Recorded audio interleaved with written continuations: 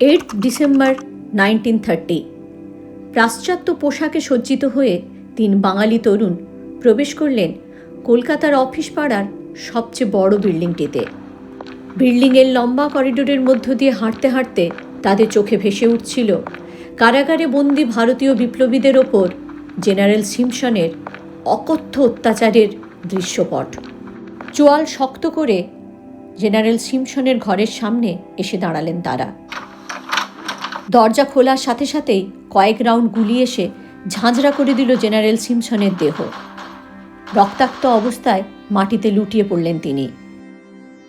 গুলির আওয়াজ পাওয়া মাত্রই কমিশনার টেগার্টের নেতৃত্বে রাইটার্স বিল্ডিংয়ের বারান্দায় এই 3 তরুণ বিপ্লবীর সঙ্গে ব্রিটিশ পুলিশের যে যুদ্ধ বাধে তা ভারতের ইতিহাসে অলিন্দের যুদ্ধ নামে বিখ্যাত।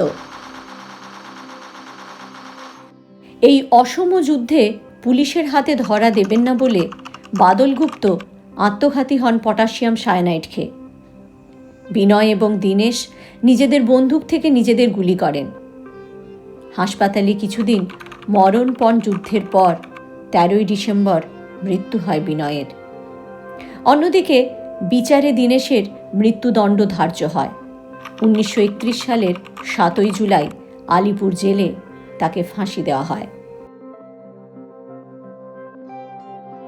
ভারতবর্ষের স্বাধীনতার ইতিহাসে এই 3 তরুণ বিপ্লবীর সাহসিকতার অনন্য নজির তৈরি হয়েছিল তৎকালীন ডালহৌসি স্কোয়ারের যে বিল্ডিংটিতে, তাকে আমরা রাইটার্স বিল্ডিং নামে চিনি। কেজো বাংলায় যাকে বলে মহাকরণ।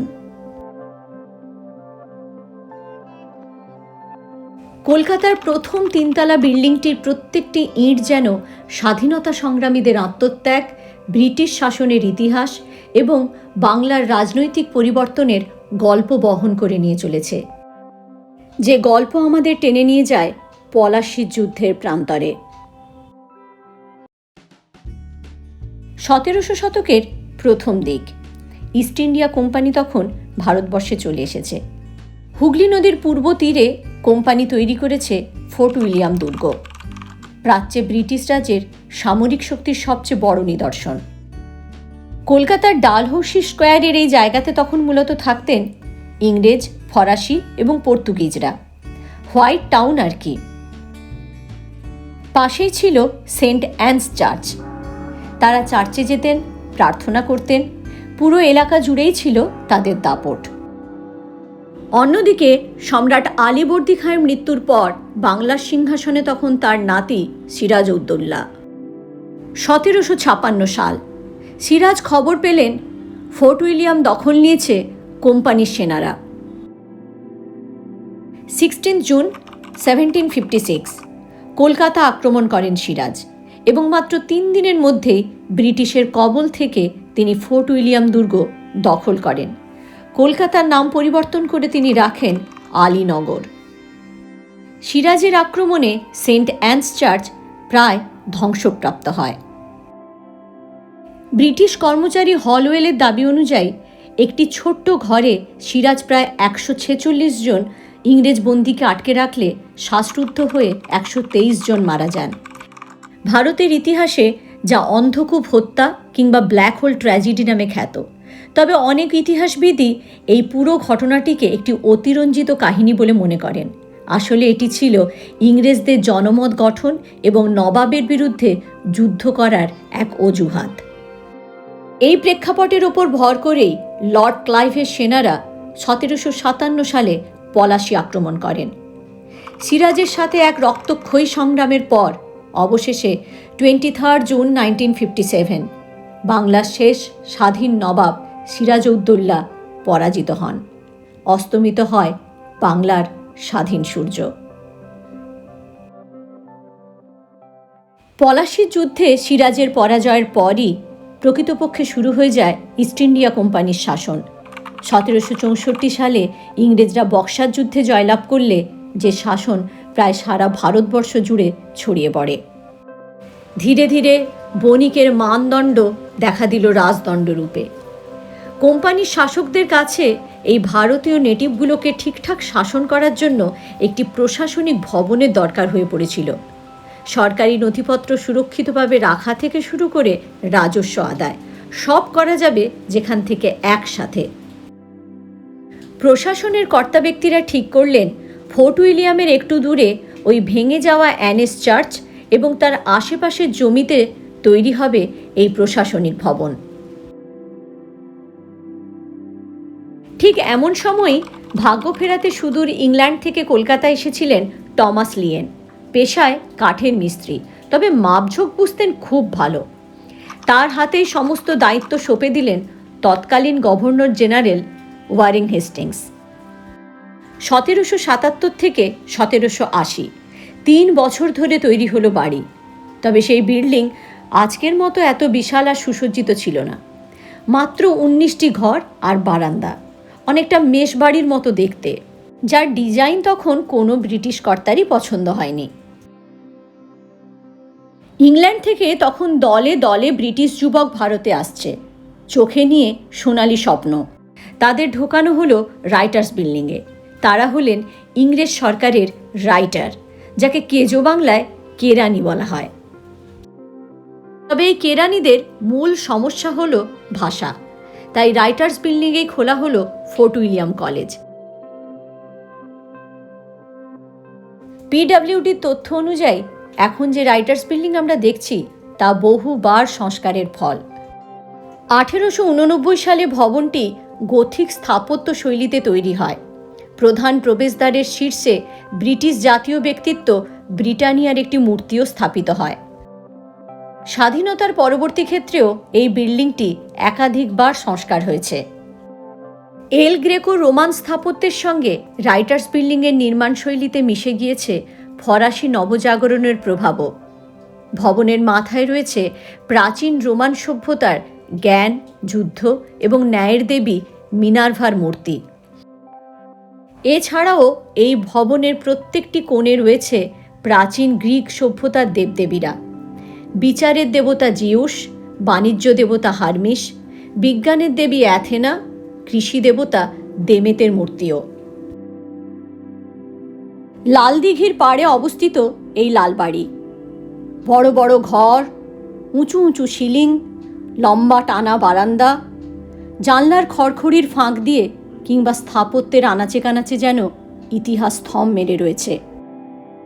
স্বাধীনতা আন্দোলনের 3 তরুণ বিপ্লবী বিনয় বাদল দীনেশকে শ্রদ্ধা জানিয়ে এই পুরো ডালহৌসি চত্বরের নাম পরিবর্তন করা হয়েছে।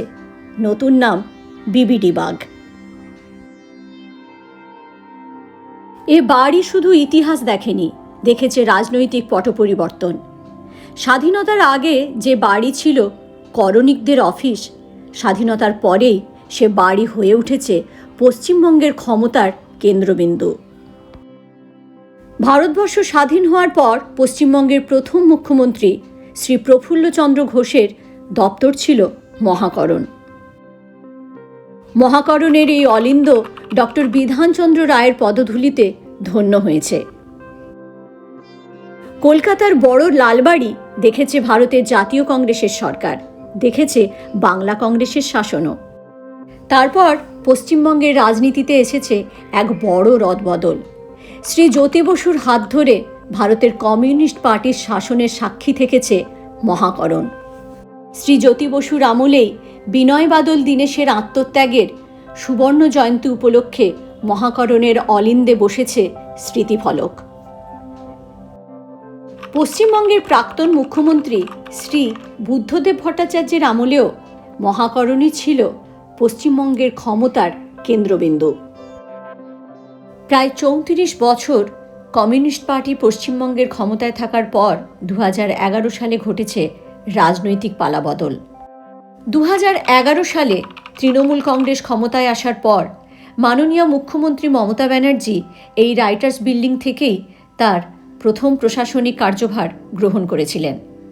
মাত্র 2 বছরের মধ্যেই রাইটার্স বিল্ডিং সংস্কারের জন্য প্রশাসনের বেশিরভাগ দপ্তরকেই তুলে নিয়ে যাওয়া হয় গঙ্গার পশ্চিম পাড়ে অবস্থিত হাওড়ার নবান্ন ভবনে।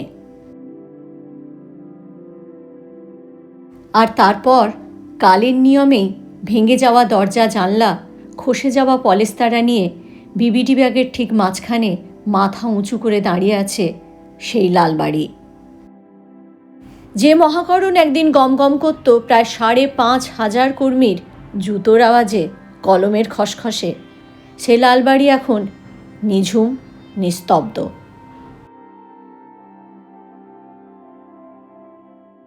তবে গল্পের এখানেই শেষ নয়।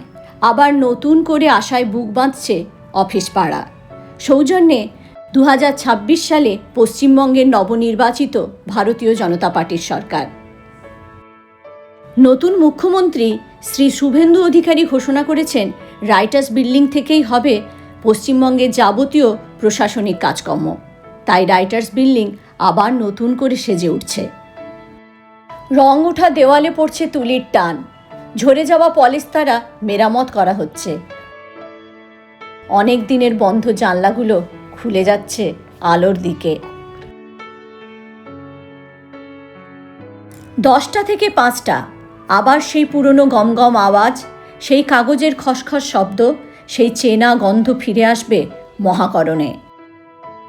5,50,000 বর্গফুটের আজকের রাইটার্স বিল্ডিং আবার তার পুরনো ঐতিহ্য নিয়ে ফিরে আসবে স্বমহিমায়। নষ্ট হয়ে যাওয়া গোল টেবিল আবার মেরামত হবে এবং সেই গোল টেবিল থেকেই নির্ধারিত হবে পশ্চিমবঙ্গবাসীর ভবিষ্যৎ। রাইটার্স বিল্ডিং, মহাকরণ, এ শুধু এক পুরনো সরকারি ভবন নয়, এটি বাংলার গৌরব, সংগ্রাম এবং ইতিহাসের প্রতীক। এই ভবনের প্রত্যেকটি ইঁট যেন স্বাধীনতা সংগ্রামীদের আত্মত্যাগ, ব্রিটিশ শাসনের ইতিহাস এবং বাংলার রাজনৈতিক পরিবর্তনের গল্প বহন করে নিয়ে চলেছে, যা বাঙালি জাতিকে পৌঁছে দিয়েছে উত্তরণের পথে। আপনারা যদি চান এই গল্পের ডালি আরও তথ্য সমৃদ্ধ হয়ে উঠুক, তাহলে সাবস্ক্রাইব করে মতামত জানাতে ভুলবেন না।